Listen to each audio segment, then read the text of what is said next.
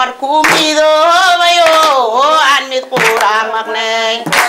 ana meheyga mudneed baan masiinaya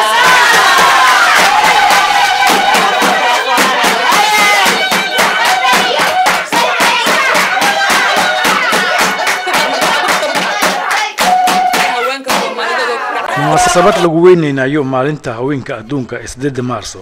oo ay soo qaban qaabiyeen howlwadinta safaaradda Soomaaliya ee Talyaaniga iyo qaar ka mid ah haweenka jaalida Soomaaliyeed ee magaalada Roma ayaa loo qabtay xarunta safaaradda Soomaaliya ee Talyaaniga. Munaasabadan ayaa waxaa ka soo qayb galeen xubno ka tirsan hoggaanka safaaradda Soomaaliya ee Talyaaniga, odayaal, dhalinyaro iyo qaybaha kala duwan ee bulshada. qaar ka mid ah haweenkii ka qayb galay munaasabada oo ka hadal ka jeediyay munaasabada ayaa ku tilmaamay ahmiyada maanta ay ku leedahay haweenka adduunka ee gaar ahaan haweenka Soomaaliyeed. keena oo aan ugu talagalnay 8 Maarso oo ah 2015 aan ku qabanayna xarunta dhexe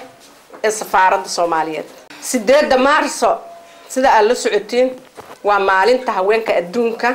loogu talagalay ama loo cilaamay annagana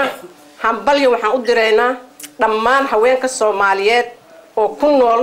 dunida daafaheeda sida daraadeed haweenka Soomaaliyeed oo Yurub ku nool waxaan u baaqayaa min $1 inay isku daraan aan fiirino gobolada iyo degmooyinka dhibaatooyinka jira midda kale aan u baaqay waxa waay maanta xukuumadda la dhisay 5 wasiiraan ugu jirto 2 wasiir ku xigeen iyo 3 wasaaradood 3 wasaaradood oo waaweyn waa 3 qusaysa si gooni ah haweenka Soomaaliyeed 3doodaba xaawa loogu dhigay wasiirka caafimaadka qatra looga dhigay wasaaradda waxbarashada haweenka waxa looga dhigay Zahra waxaan ugu baaqayaa haday 3dooda isku xirmaan waxbarashada inay gabdhaha kaalin weyn ka qaataan caafimaadka hooyada waa inay kaalin weyn ka qaataan haweenka waa inay mideeyaan gobolada iyo degmooyinka dhammaan. bismillaahir rahmaanir rahiim marka hore waxaan idinku salaamayaa salaanta muslimka salaamu calaykum waraxmatullaahi wabarakaatuh. calaykum salaam waa mahadsantihiin intiina meesha isugu timid maanta meeshaan waxaan u imaanay in aan u dabaaldegno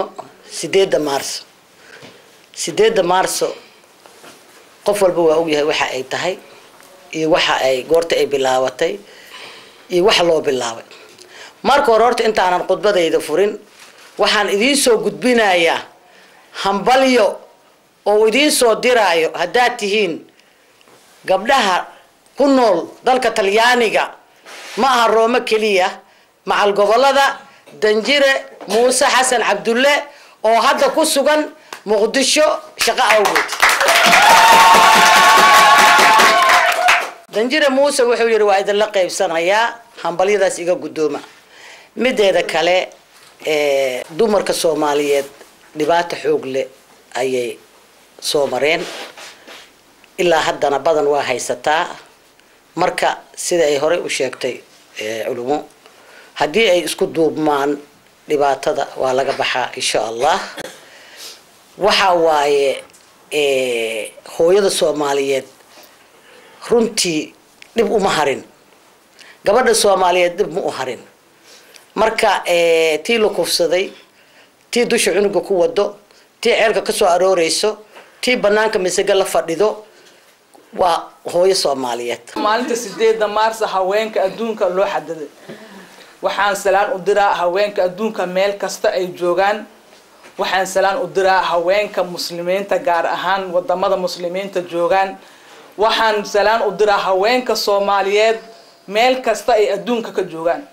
hambalya idin leeyahay.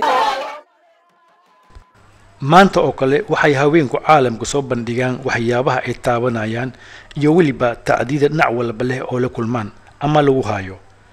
caalamka ayaa maanta oo kale si weyn loo dabaaldegaya maalinta loo asteeyay haweenka 8 Maarso ayadoo qaramada madoobay oo hal ku dhig uga dhigtay xuska maalinta haweenka sinaanta haweenka waa horumarka dadka oo dhan. Maxamed Roberto, Universal TV, Roma.